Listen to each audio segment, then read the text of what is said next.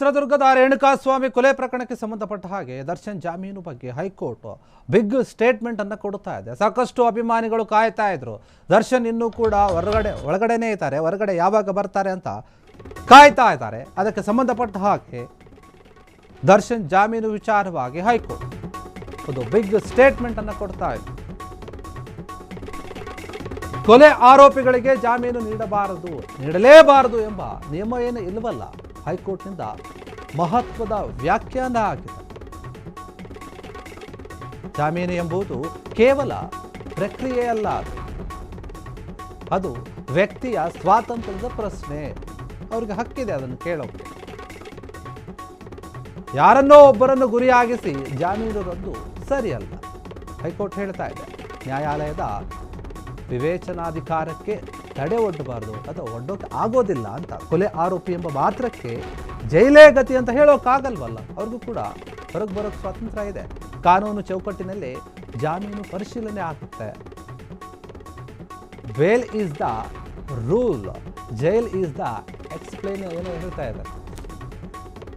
Supreme court ಏನಿದೆ ಅದರ ಆಶಯವನ್ನೇ ಪುನರ್ ಉಚ್ಚರಿಸಿದ ನ್ಯಾಯಮೂರ್ತಿ ಆಗಿರುವಂತಹ ಎಸ್ ರಾಚಯ್ಯ ಏನಿದ್ದಾರೆ ಅವರಿದ್ದಂತಹ ಪೀಠ ಈ ಅಭಿಪ್ರಾಯವನ್ನು ಪಟ್ಟಿದೆ. ಯಾಕಂದರೆ ನೋಡಿ, ದರ್ಶನ್ ಅವರು ಸಾಕಷ್ಟು ತಿಂಗಳುಗಳಿಂದ ಜೈಲಲ್ಲೇ ಇದ್ದಾರೆ. ಜೈಲಲ್ಲೇ ಇದ್ದು ಕಾಯ್ತಾ ಇದ್ದಾರೆ ಯಾವಾಗ ಜಾಮೀನು ಸಿಗುತ್ತೆ ಏನು ಎತ್ತ ಅಂತ ಹೇಳಿ ಸಾಕಷ್ಟು ಅಭಿಮಾನಿಗಳು ಕೂಡ ಇದ್ದಾರೆ. ಹೀಗಿರುವಾಗ ಹೈಕೋರ್ಟ್ ಹೇಳ್ತಾ ಇದೆ ಇದ್ರ ಬಗ್ಗೆ ಅವರು ಕೊಲೆ ಆರೋಪಿ ಆಗಿದ್ದಾರೆ ಅಂತ ಮಾತ್ರಕ್ಕೆ ಬೇಲಿಂದ ಹೊರಗೆ ಬರಬಾರ್ದು ಅಂತ ಏನು ಇಲ್ವಲ್ಲ. ಬರ್ಬೋದು ಅವರು ಹೊರಗಡೆ. ಕಾನೂನಿನ ಚೌಕಟ್ಟಿನಲ್ಲೇ ಆ ನಿಯಮ ಇದೆ. ಅವರು ಬೇಲ್ಗೆ ಅಪ್ಲೈ ಮಾಡೋಕ್ಕೆ ಸ್ವತಂತ್ರರಾಗಿದ್ದಾರೆ. ಅವರು ಅದು ಸ್ವಾತಂತ್ರ್ಯದ ಪ್ರಶ್ನೆ, ಅದು ಸ್ವಾಭಿಮಾನದ ಪ್ರಶ್ನೆ ಕೇಳ್ತಾರೆ. ಅದೇನು ತಪ್ಪೇನಿಲ್ಲ, ಹೊರಗೆ ಬರಬಹುದು ಅಂತ. ಹಾಗಾದರೆ ಎಲ್ಲೋ ಒಂದು ಕಡೆ ಹೈಕೋರ್ಟ್ ಹಿಂಟ್ ಕೊಡ್ತಾ ಇದೆಯಾ ಮುಂದಿನ ದಿನಗಳಲ್ಲಿ ದರ್ಶನ್ ಹೊರಗಡೆ ಬರೋದು ಪಕ್ಕನ? ಈ ಒಂದು ವಿಚಾರಗಳನ್ನು ಗಮನಿಸಿದಾಗ, ಹೈಕೋರ್ಟ್ ಹೇಳಿರುವಂತಹ ಒಂದು ಹೇಳಿಕೆಯನ್ನು ಗಮನಿಸಿದಾಗ ನಿಜಕ್ಕೂ ಕೂಡ ಒಂದು ಸ್ವಲ್ಪ ಖುಷಿ ಮೂಡ್ತಾ ಇದೆ ದರ್ಶನ್ ಅಭಿಮಾನಿಗಳಲ್ಲಿ. ಯಾಕಂದ್ರೆ ಕೋರ್ಟೆ ಈ ರೀತಿಯಾಗಿ ಹೇಳ್ತಾ ಇರುವಾಗ ಅವರು ಹೊರಗಡೆ ಬರುವಂತಹ ಸಮಯ ಹತ್ತಿರ ಆಗ್ತಾ ಇದೆ ಅನ್ನೋದು ಸ್ಪಷ್ಟವಾಗಿ ಗೊತ್ತಾಗ್ತಾ ಇದೆ.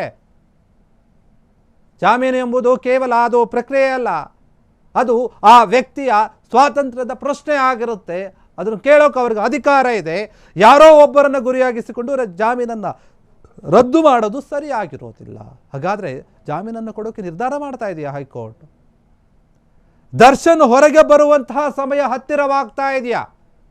ಈ ವಿಚಾರವನ್ನು ಸೂಕ್ಷ್ಮವಾಗಿ ಗಮನಿಸಿದಾಗ ನಮಗೆ ಅರ್ಥ ಆಗ್ತಾ ಇದೆ, ಎಲ್ಲೋ ಒಂದು ಕಡೆ ಕೆಲ ದಿನಗಳಲ್ಲಿ ಅವರಿಗೆ ಬರಬಹುದು ಜಾಮೀನು. ನ್ಯಾಯಾಲಯದ ವಿವೇಚನಾಧಿಕಾರಕ್ಕೆ ತಡೆ ಒಡ್ಡೋಕೆ ಆಗೋದಿಲ್ಲ ಯಾರೂ ಕೂಡ. ಯಾಕಂದರೆ ನ್ಯಾಯಾಲಯ ಹೇಳುತ್ತೆ ಕೊಲೆ ಆರೋಪಿ ಎಂಬ ಮಾತ್ರಕ್ಕೆ ಜೈಲೇ ಗತಿ ಅಂತ ಹೇಳೋಕ್ಕಾಗುತ್ತಾ? ಜೀವನ ಪೂರ್ತಿ ಅವರನ್ನು ಜೈಲಲ್ಲಿ ಇರಿಸೋಕ್ಕಾಗುತ್ತಾ? ಸಾಕಷ್ಟು ಜನ ಕೊಲೆಗಳನ್ನೇ ಮಾಡೋಗಿದ್ದಾರೆ, ನಾನೇ ಮಾಡಿದ್ದೀನಿ ಅಂತ ಒಪ್ಕೊಂಡು ಹೋಗಿರ್ತಾರೆ.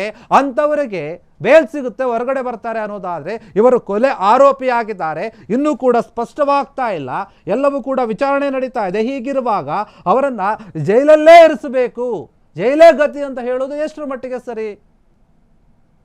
ಅವರಿಗೂ ಕೂಡ ಸ್ವಾತಂತ್ರ್ಯ ಇದೆ, ಕೇಳುವ ಹಕ್ಕಿದೆ, ಕೇಳ್ತಾ ಇದ್ದಾರೆ.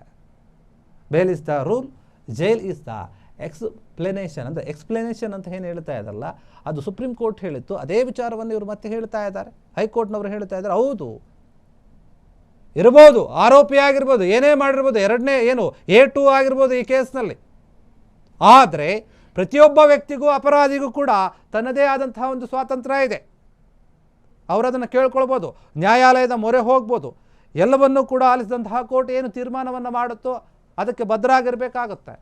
ಕಾನೂನು ಎಲ್ಲರಿಗೂ ಕೂಡ ಒಂದೇ ಆಗಿರುತ್ತೆ. ಏನು ದರ್ಶನ್ ಪ್ರಭಾವಿ ವ್ಯಕ್ತಿ ಆಗಿದ್ದಾರೆ, ಸೆಲೆಬ್ರಿಟಿ ಆಗಿದ್ದಾರೆ, ಹೊರಗಡೆ ಬಂದರೆ ಸಾಕ್ಷಿ ನಾಶವನ್ನು ಮಾಡುವಂತಹ ಸಾಧ್ಯತೆ ಇದೆ ಎನ್ನುವಂಥ ರೀತಿಯಲ್ಲಿ ಅವ್ರನ್ನ ಒಳಗಡಿಸಲಾಗಿದೆ ಅಷ್ಟೇ. ಆದರೆ ಅದು ಬಿಟ್ಟರೆ ಬೇರೆ ಏನೂ ಇಲ್ಲ. ಇದ್ರ ಬಗ್ಗೆ ನ್ಯಾಯಮೂರ್ತಿ ಆಗಿರುವಂತಹ ಎಸ್ ರಾಚಯ್ಯ ಅವರ ಪೀಠ ಏನಿದೆ ಅವರು ಅಭಿಪ್ರಾಯವನ್ನು ಪಟ್ಟಿದ್ದಾರೆ. ಎಸ್, ಈ ಬಗ್ಗೆ ಮತ್ತಷ್ಟು ಮಾಹಿತಿಯನ್ನು ನೀಡ್ತಾರೆ ನೇರ ಫೋನ್ ಸಂಪರ್ಕದಲ್ಲಿ ನಮ್ಮ ಪ್ರತಿನಿಧಿ ಚೇತನ್. ದರ್ಶನ್ ಅವರು ಹೊರಗಡೆ ಬರುವಂತಹ ಸಮಯ ಹತ್ತಿರ ಆಗ್ತಾ ಇದೆಯಾ ಏನು ಅಂತ ಕೋರ್ಟೆ ಈ ರೀತಿಯಾಗಿ ಹೇಳ್ತಾ ಇದೆ. ಬೇಲ್ ಕೊಡುವ ವಿಚಾರದಲ್ಲಿ ಅವರನ್ನು ನಾವು ಜೀವನ ಪೂರ್ತಿಯಾಗಿ ಕೊಲೆ ಆರೋಪಿ ಆಗಿದ್ದಾರೆ ಅಂತ ಹೇಳಿ ಜೈಲಲ್ಲೇ ಇರಿಸೋಕ್ಕಾಗಲ್ಲ, ಜೈಲೇ ಗತಿ ಅಂತ ಹೇಳೋಕ್ಕಾಗಲ್ಲ. ಕಾನೂನಿನ ಚೌಕಟ್ಟಿನಲ್ಲಿ ಏನೇನು ಆಗಬೇಕು ಅದು ಆಗುತ್ತೆ, ಜಾಮೀನು ಪರಿಶೀಲನೆ ಆಗುತ್ತೆ. ಅಂತ ಏನು ಹೇಳ್ತಾ ಇದ್ದಾರೆ ನ್ಯಾಯಮೂರ್ತಿಗಳು. ಎಲ್ಲೋ ಒಂದು ಕಡೆ ಅಭಿಮಾನಿಗಳಿಗೆ ಹಿಂಟ್ ಕೊಟ್ಟಂತೆ ಕಾಣ್ತಾ ಇದೆ. ಇನ್ನೇನು ಕೆಲವು ದಿನಗಳಲ್ಲಿ ಅಥವಾ ತಿಂಗಳುಗಳಲ್ಲಿ ಇವರಿಗೆ ಜಾಮೀನು ಸಿಗುವಂತಹ ಸಾಧ್ಯತೆ ಇದೆಯಾ ಹಾಗಾದರೆ ಈ ವಿಚಾರವನ್ನು ಗಮನಿಸಿದಾಗ? ಹೌದು ಭೀಮೇಶ್, ಏನೀಗ ದರ್ಶನ್ ಅಭಿಮಾನಿಗಳು ಒಂದು ರೀತಿಯ ಗುಡ್ ನ್ಯೂಸ್ ಅಂತಾನೆ ಹೇಳ್ಬೋದು. ಯಾಕಂದ್ರೆ ಈಗ ಸ್ವತಃ ಏನು ಹೈಕೋರ್ಟ್ ಒಂದು ರೀತಿಯ ಒಂದು ಮಹತ್ವವಾದ ತೀರ್ಪನ್ನು ಅಂದ್ರೆ ಒಂದು ಬಿಗ್ ಸ್ಟೇಟ್ಮೆಂಟ್ ಕೊಟ್ಟಿರುವಂತದ್ದು. ಅಂದ್ರೆ ರೇಣುಕಾಸ್ವಾಮಿ ಕೊಲೆ ಕೇಸ್ ಪ್ರಕರಣಕ್ಕೆ ಸಂಬಂಧಪಟ್ಟಂತೆ ಅಂದ್ರೆ ಆರೋಪಿಗಳಿಗೆ ಜಾಮೀನು ನೀಡಬಾರದೆಂಬಂತ ಯಾವುದೇ ಸಂಶಯ ಇಲ್ಲ. ಜೊತೆಗೆ ಹೈಕೋರ್ಟ್ ನಿಂದ ಒಂದು ರೀತಿಯ ಒಂದು ವ್ಯಾಖ್ಯಾನ ಸಹ ತಿಳಿಸಿರುವಂತದ್ದು. ಯಾಕಂದ್ರೆ ಈಗಾಗಲೇ ತೀವ್ರ ಕುತೂಹಲ ಕೆರಳಿಸಿದಂತೆ ಈ ರೇಣುಕಾಸ್ವಾಮಿ ಕೊಲೆ ಪ್ರಕರಣಕ್ಕೆ ಸಂಬಂಧಿಸಿದಂತೆ ಆರೋಪಿಗಳಿಗೆ ಜಾಮೀನು ವಿಚಾರಣೆ ನೀಡಕ್ಕೆ ಸಂಬಂಧಪಟ್ಟಂತೆ ಅಂದ್ರೆ ಅವರ ವೈಯಕ್ತಿಕ ಸ್ವಾತಂತ್ರ್ಯ ಮತ್ತು ಕಾನೂನು ಸಂಶಯಗಳ ಬಗ್ಗೆ ಸಂಬಂಧಪಟ್ಟಂತೆ ಯಾವುದೇ ರೀತಿಯ ಅಂದ್ರೆ ಜೈಲಿನಲ್ಲಿ ಇಡಲಾಗದು ಎಂಬ ಒಂದು ರೀತಿಗಳಿದ್ದು. ಜೊತೆಗೆ ಕೊಲೆ ಆರೋಪಿಗಳಿಗೆ ಜಾಮೀನು ನೀಡಲೇಬಾರದೆಂಬ ಯಾವುದೇ ರೀತಿಯ ಕಠಿಣ ನಿಯಮ ಕೂಡ ಕಾನೂನಿನಿಲ್ಲ ಎಂಬ ನ್ಯಾಯಾಲಯ ಈಗಾಗಲೇ ಸ್ಪಷ್ಟಪಡಿಸಿರುವಂತದ್ದು.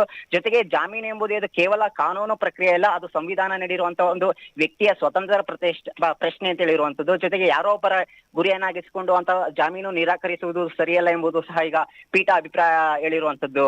ಭೀಮೇಶ್, ದರ್ಶನ್ ಸಾಕಷ್ಟು ದಿನಗಳಿಂದ ತಿಂಗಳುಗಳಿಂದ ಜೈಲಿನಲ್ಲೇ ವಾಸವನ್ನು ಅನುಭವಿಸ್ತಾ ಇದ್ದಾರೆ. ಅನೇಕ ಬಾರಿ ಕೋರ್ಟ್ನ ಮೊರೆ ಹೋದರು. ಅವರಿಗೆ ಕೆಲವೊಂದು ಬೇಡಿಕೆಗಳಿತ್ತು, ಹಾಸಿಗೆ ದಿಂಬು, ಮನೆ ಊಟ, ಅದು ಇದು ಅಂತ ಎಲ್ಲವನ್ನು ಕೂಡ ಇತ್ತು. ಆದರೆ ಎಲ್ಲೋ ಒಂದು ಕಡೆ ಕೋರ್ಟ್ ಹೇಳಿದ್ರು ಕೂಡ ಅಧಿಕಾರಿಗಳು ಕೊಡ್ತಾ ಇಲ್ಲ ಅನ್ನುವಂಥ ಆರೋಪ ಕೂಡ ಇತ್ತು. ಹೀಗಿರುವಾಗ ಇವರಿಗೆ ಬೇಲ್ ಸಿಗುತ್ತೋ ಇಲ್ಲವಂಥ ಆಸೆಯನ್ನು ಮರ್ತಂತೆ ಕಾಣ್ತಾ ಇತ್ತು. ಅಭಿಮಾನಿಗಳು ಕೂಡ ಅಷ್ಟೇ, ಏನಪ್ಪ ಇದು ನಮ್ಮ ಹೀರೋ ಅಲ್ಲೇ ಒಳಗಡೆ ಕೂತ್ಬಿಟ್ಟ, ಏನು ಮಾಡೋದು ಎತ್ತ ಅಂತ ಹೇಳಿ.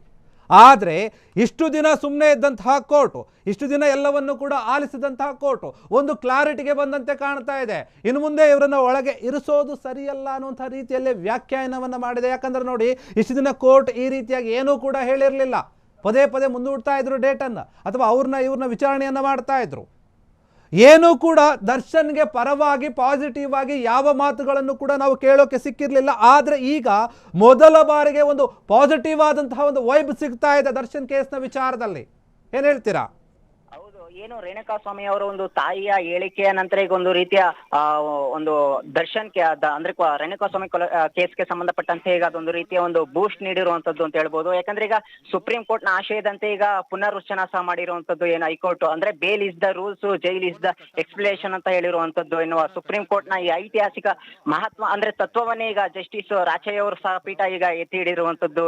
ಭೀಮೇಶ್, ಧನ್ಯವಾದ ಚೇತನ್ ತಮ್ಮೆಲ್ಲ ಮಾಹಿತಿಗೆ. ನೋಡಿ, ಗಮನಿಸಬೇಕು ನೀವು ವೀಕ್ಷಕರು, ಏನು ಅಂತಂದರೆ ಅಭಿಮಾನಿಗಳಾಗಿರ್ಬೋದು ಎಲ್ಲರೂ ಕೂಡ, ಇದು ಹೈಕೋರ್ಟ್ನ ತೀರ್ಪೇನೂ ಅಲ್ಲ, ಅವರು ಅಭಿಪ್ರಾಯ, ಒಂದು ವ್ಯಾಖ್ಯಾನ ಅಷ್ಟೇ ಹೇಳ್ತಾ ಇರುವಂಥದ್ದು. ಈ ರೀತಿಯಾಗೂ ಇರಬಹುದಲ್ಲ ಅಂತ ಇನ್ನು ಯಾವುದೇ ರೀತಿಯಾದ ಕ್ಲಾರಿಟಿ ಇದರಲ್ಲಿಲ್ಲ. ಬಟ್ ಹೇಳಿರುವಂಥದ್ದು ಏನಂತಂದರೆ ಸ್ವಲ್ಪ ಅಭಿಮಾನಿಗಳಿಗೆ ಖುಷಿ ತರಿಸ್ತಾ ಇದೆ. ಇದು ಅಭಿಪ್ರಾಯ ಆಗಿದ್ರು ಕೂಡ ಸರಿ, ಒಂದು ರೀತಿ ಎಲ್ಲೋ ಒಂದು ಕಡೆ ಅವ್ರಿಗೆ ಖುಷಿ ಆಗ್ತಾ ಇದೆ ಇದರಿಂದ. ಕ್ಷಣದ ಸುದ್ದಿಗಳಿಗಾಗಿ ಫ್ರೀಡಂ ಟಿವಿ ಸಬ್ಸ್ಕ್ರೈಬ್ ಮಾಡಿ, ಲೈಕ್ ಮಾಡಿ ಹಾಗೂ ಫಾಲೋ ಮಾಡಿ. ಹೊಸ ಸುದ್ದಿಗಳ ನೋಟಿಫಿಕೇಶನ್ಗಾಗಿ ಬೆಲ್ ಐಕಾನ್ ಮೇಲೆ ಕ್ಲಿಕ್ ಮಾಡಿ.